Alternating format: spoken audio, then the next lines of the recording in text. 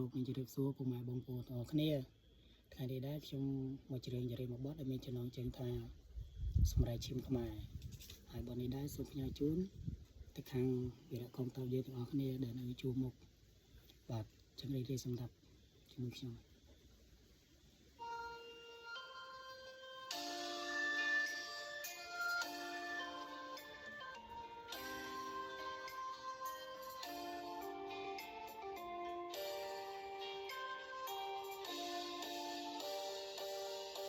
ខ្ញុំស្លាប់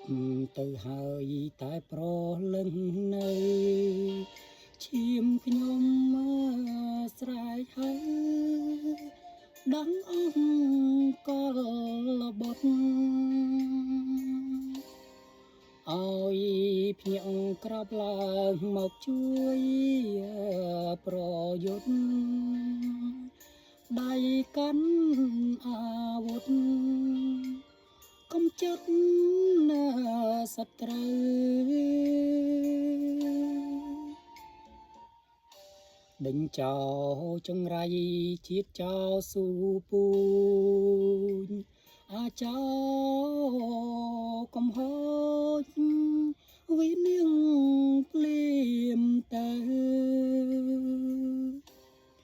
ទឹកដីខ្មែរយើងតពូជកូនចៅដូច្នេះខ្មែរត្រូវខំថែរក្សា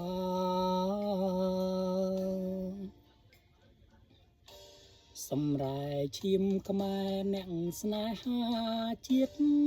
អើយស្រែកហើយម្ដងទៀតអស់ជាតិខាមរាក្រោបឡើងកូនខ្មែរស្រុកស្រែចំការជួយវិប្រហាចោបំផ្លាញជាតិអើយកុំចាត់ឲ្យអង្គឈាមថោកចង្រៃកុំបងអង្គដៃស្ងៀមតទៅទៀតបើស្លាប់ក្នុងនាមស្មោះត្រង់ស្រង់ជាតិស្លាប់10ដងទៀតរឹតតែប្រសើរ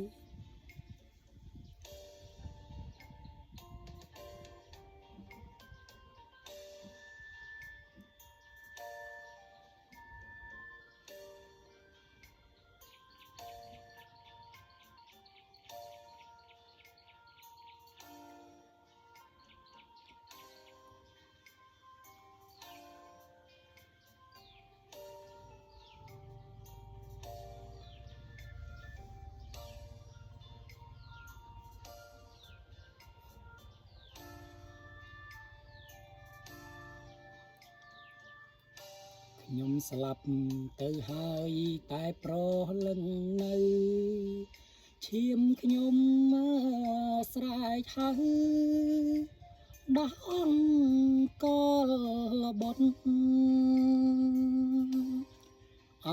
យភ្ញាក់ក្របឡើងមកជួយប្រយុទ្ធដៃកាន់អាវុធកុំចិត្តណាសត្រូវដេញចោចង្រៃជាតិចោស៊ូពូញអាចោកំហោចវិនាងភ្លៀមទៅទឹកដីខ្មែរយើងតពូជកូនចៅដូច្នេះខ្មែរត្រូវខំថែរក្សា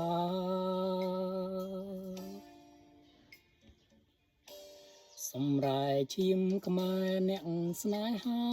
ជាតិអើយ ស្រែកហៅម្ដងទៀតអស់ជាតិខែមរាក្របឡើងកូនខ្មែរស្រុកស្រែចំការជួយវិប្រហាចោបំផ្លាញជាតិអើយកុំចាប់ឲ្យអង្គឈាមថោកចង្រៃកុំបងអង្គដៃស្ងៀមតទៅទៀតបើស្លាប់ក្នុងនាមស្មោះត្រង់ស្រង់ជាតិស្លាប់10 ដងទៀតរឹតតែប្រ